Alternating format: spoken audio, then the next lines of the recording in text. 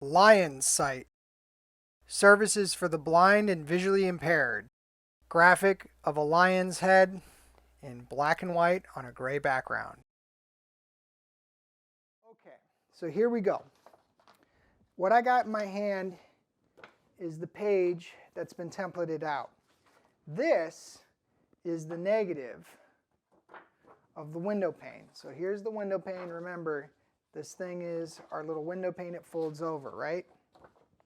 And here, boom, this is the negative. Fits in, right? Boom. So what you can do is you get your fresh sheet of Braille paper. You make sure it's oriented the right way. And you lay it down in your template. Now I'll explain how I made the template real quick to you, okay? Here's our fresh sheet of Braille paper, and it slots in nicely. Okay, so this blue thing that you see here is called a carpenter's square. I'm going to kind of just move the camera a little bit so you can see it. So this is a 22-inch carpenter's square. It's what you would call a true carpenter's square. It's 90 degrees on either side. Some of them have pivots where they can open and close, but this is just a fixed carpenter's square.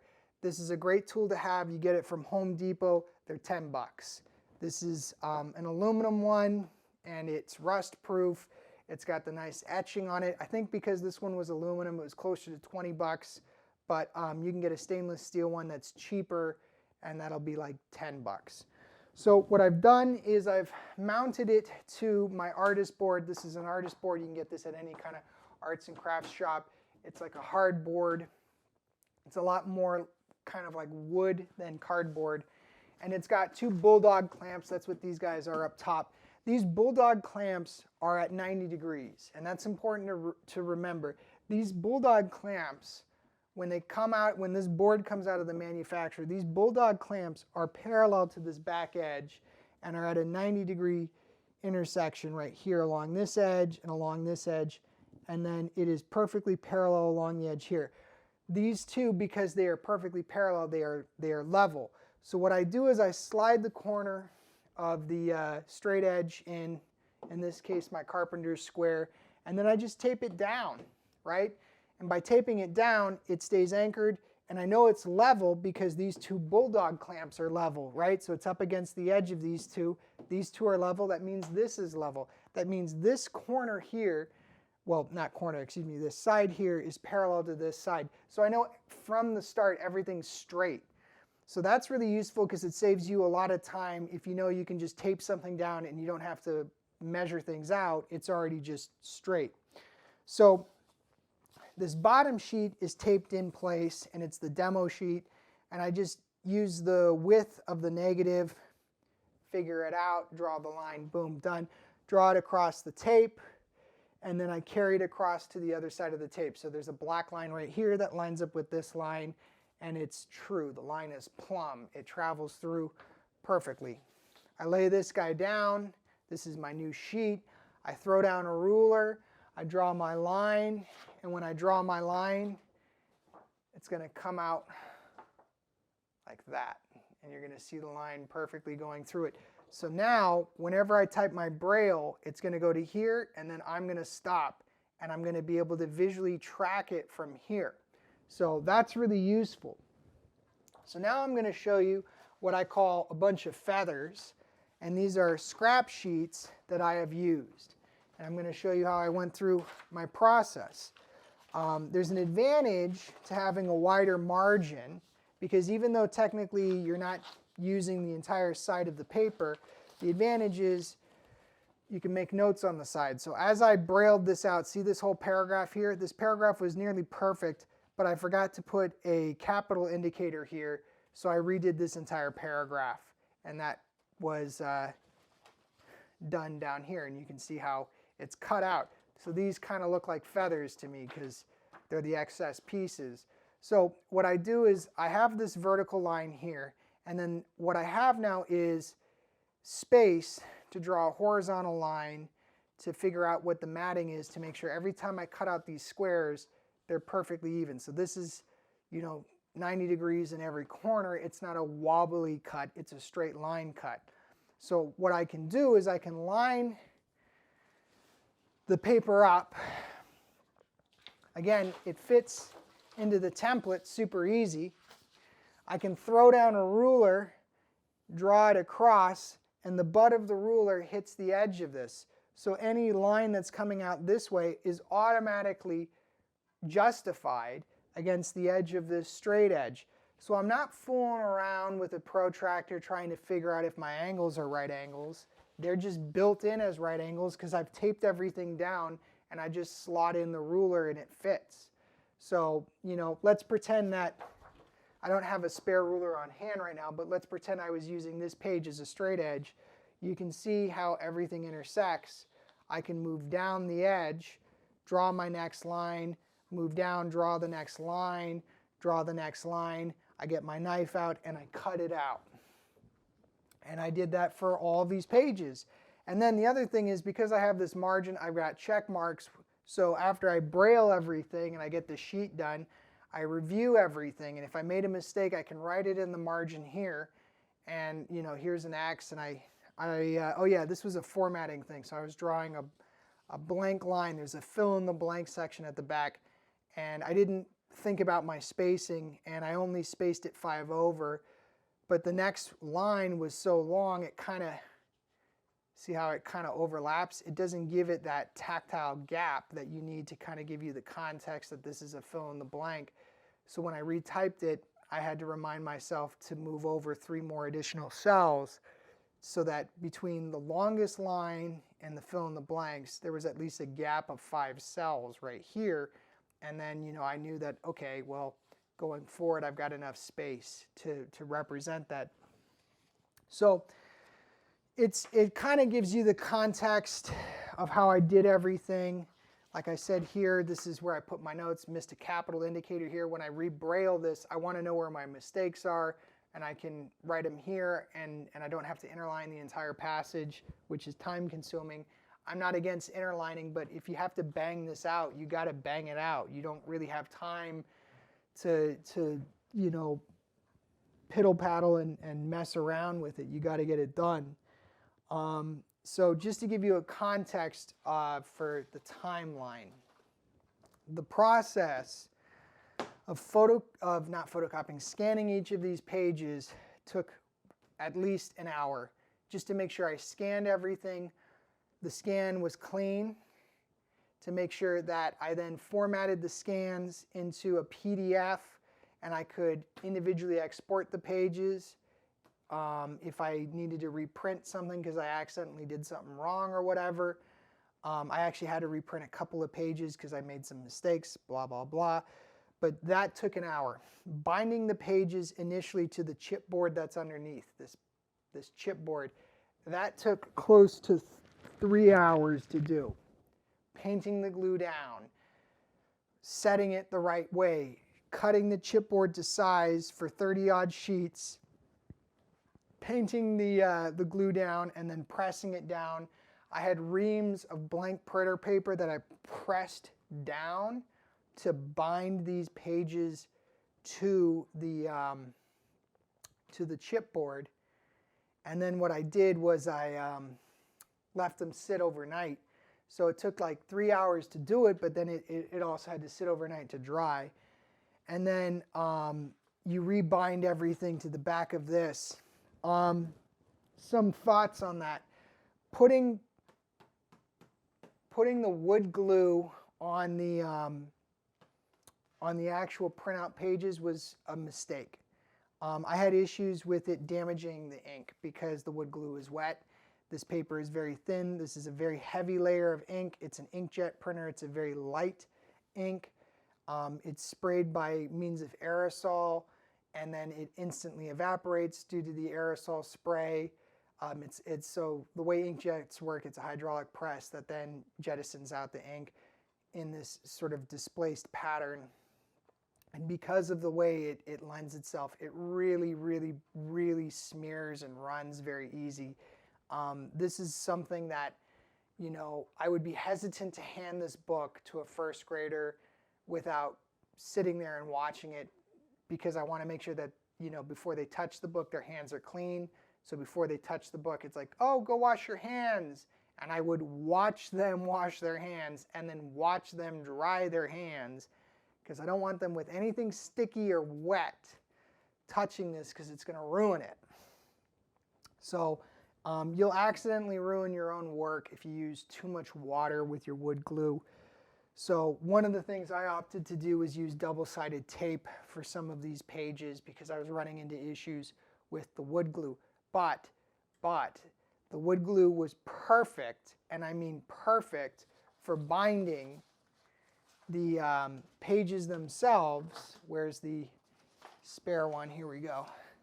The wood glue is perfect for binding the back of the chipboard to the Braille sheets. So that's something to think about, because it makes the Braille sheet stronger, and it makes the overall page less likely to buckle or tear.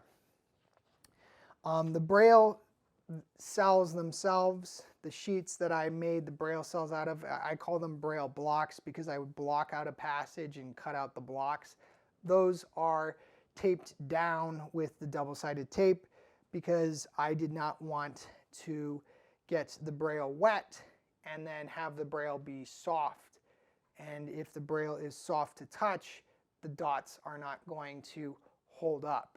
So the wood glue thing works for binding the chipboard to the paper. It's not used for the Braille itself or for the ink. That's the hard lesson I learned. I ruined a couple of pages doing that, had to redo some of my work. I spent a whole night binding pages, woke up the next morning, and it was too messy, and I had to do it again. So anyway, 3 hours with the wood glue, nixed that, tried it again with the double-sided tape. That was another 3 hours, plus 2 days, because I did 1 day to let it dry overnight when I initially did it, and that didn't work. And then the second day when I did it with the tape, that worked. Okay, so now we're looking at like basically the better part of 7 hours. Then what I did was the book itself, I typed up the entire book itself. And here is my typed copy. I made 2 printouts of it. And then what I did was I went through the process of bracketing out the contractions, and then checking off things that I had completed, numbering things again, so I knew like, oh, I'm on line 6, I'm on line 7, so I didn't make mistakes. Just crossing things off as I was going through it. Also numbering the pages that the lines themselves came from, just so I could track where things were. So typing this up took like the better part of 2 hours, because I had to make sure I did it right.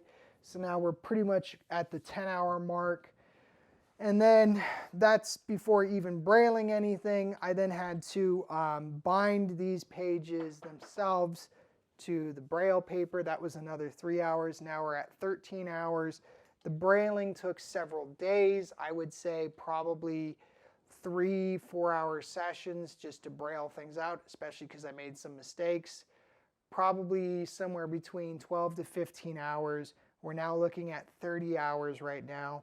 And then slicing out the cells and binding them was probably another 2 hours or so. And when I was slicing out the cells, I wasn't just slicing them, I was rereading my work to make sure I didn't make any mistakes. Anytime I made a mistake, I would take the piece off, re-braille it, and put it down. That's one of the advantages, is if you have a page like this where you have 4 paragraphs, each one's a bullet point, and there's a lot of complex stuff. If you have to rip the whole page out and start over, you're never going to get anywhere.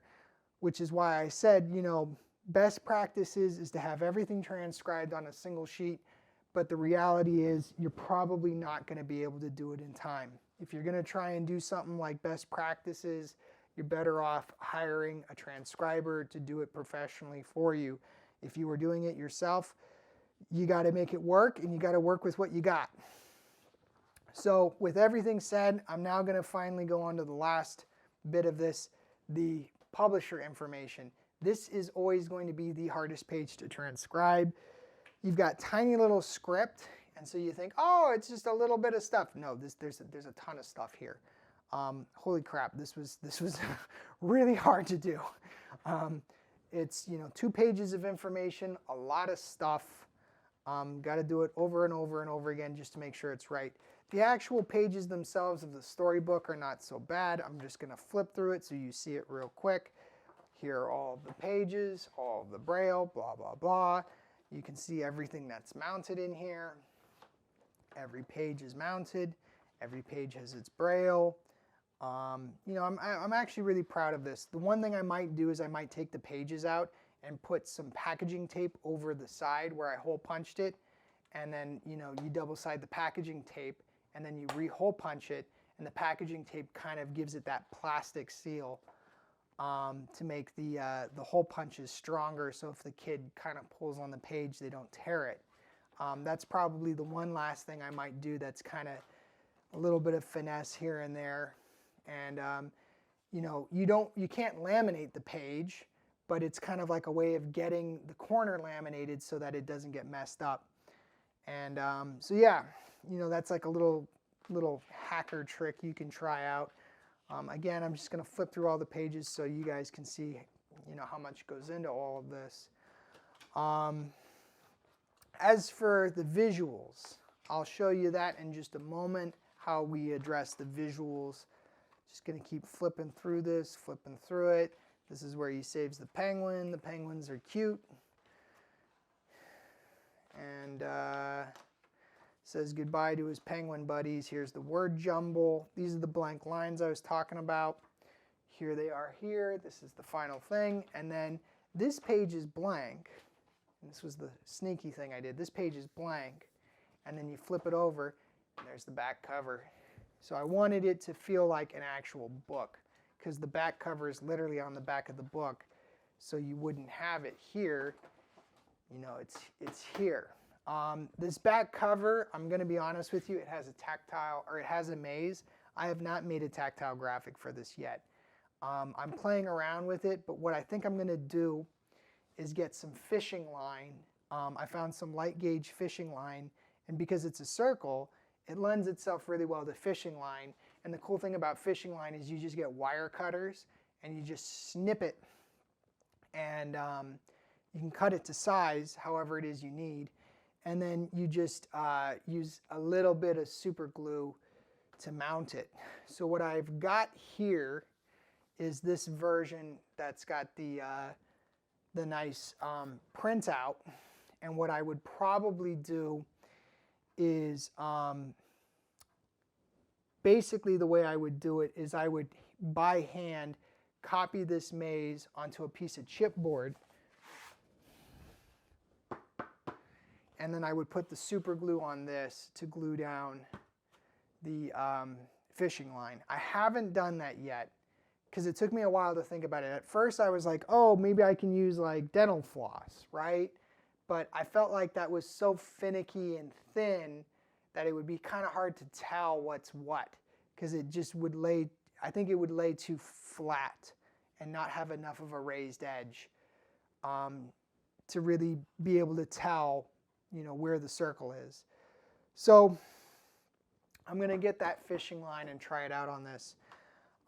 That's basically that for that portion. I'm going to show you one more thing. Lyons site. Regular updates on blind and visually impaired tutorials will be available for all kinds of topics. Thanks for watching.